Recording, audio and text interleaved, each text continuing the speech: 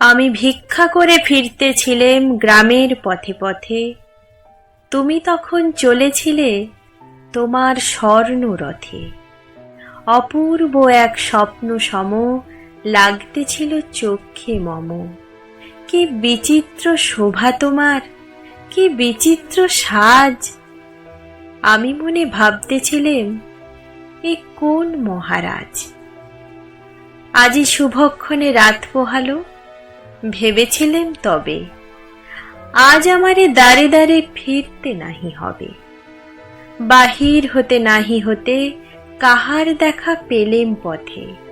চলিতে রথ ধনধান্য ছড়াবে দুই ধারে, মুঠা মুঠা কুড়িয়ে নেব, নেব ভারে ভারে। দেখি সহসা রথ থেমে গেল আমার কাছে এসে। আমার মুখ পানে চেয়ে নামলে তুমি হেসে।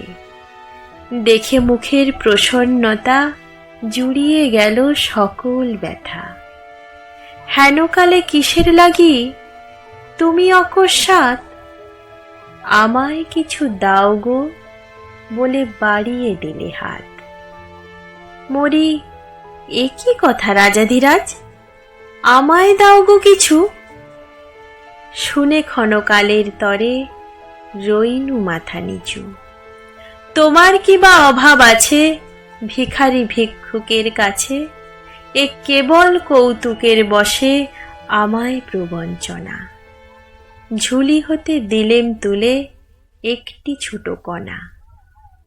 যবে পাত্রখানি ঘরে এনে উজাড় করি, এ কি ভিক্ষা মাঝে একটি ছোট সোনার কণা দেখি। দিলেম যারাজ ভিখারিরে, স্বর্ণ হয়ে এলো ফিরে। তখন কাঁদি চোখের জলে দুটি নয়ন ভরে। তোমায় কেন দিইনি আমার সকল শূন্য করে।